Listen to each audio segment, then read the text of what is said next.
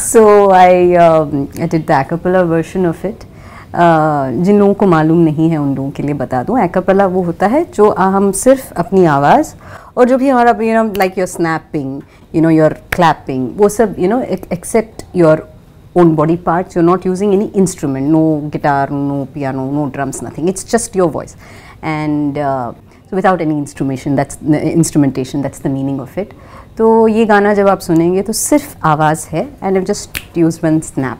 That's it. Just for the rhythm, I've just used the snap. जब तक मुझे इसका मतलब नहीं पता था acapella का, I just thought it's all music coming in. I couldn't have even dreamt of the fact that this is how it has been created. उसमें actually मैंने ये करने की कोशिश की कि एक अंतरा और दूसरे अंतरे के बीच में जो म्यूजिक पीस आता है ना, तो we are so used to hearing maybe a piano playing or guitar playing or whatever. So I wanted to do a guitar-ish part, with my voice. So I tried doing that. It was very, it was great fun recording it, because it's not easy to do an acapella. And just me, I record myself, I compose the melody myself, I compose the harmonies myself, I sing myself, I record, I'm recording and I'm singing at the same.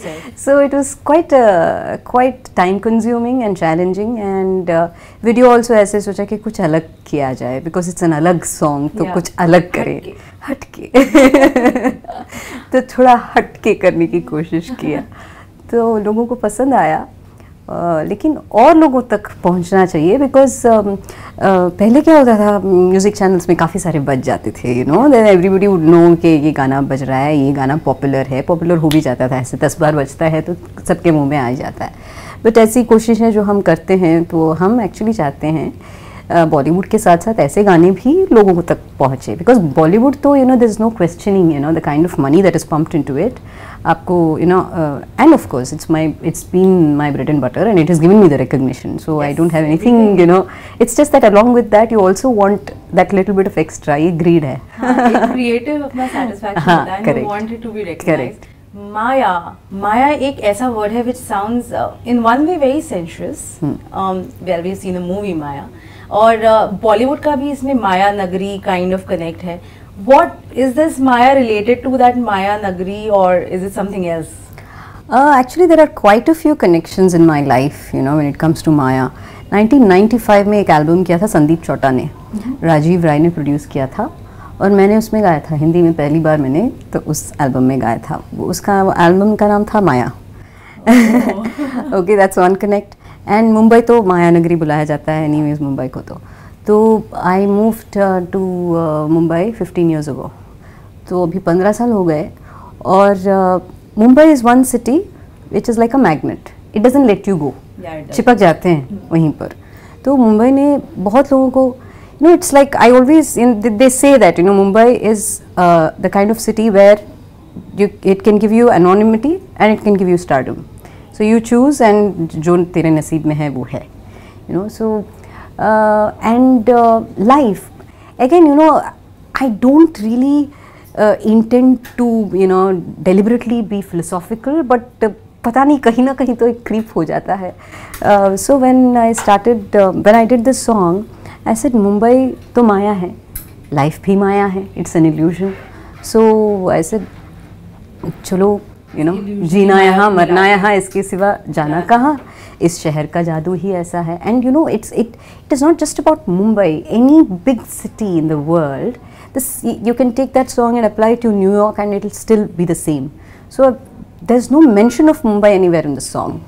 इस शहर का जादू ही ऐसा है. It's there in the background. You feel it. It's there. Yeah. And the video is also interesting. If you see the video, you will know why. And again, it's a concept video. तो बस यही कोशिश है कि कुछ ना कुछ एक नया आइडिया और नया कॉन्सेप्ट दे.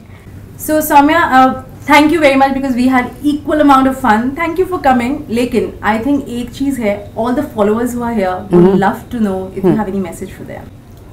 एक्चुअली सब म्यूजिशियंस को अगर आप पूछेंगे ना, तो ये एक मैसेज तो ज़रूर देंगे.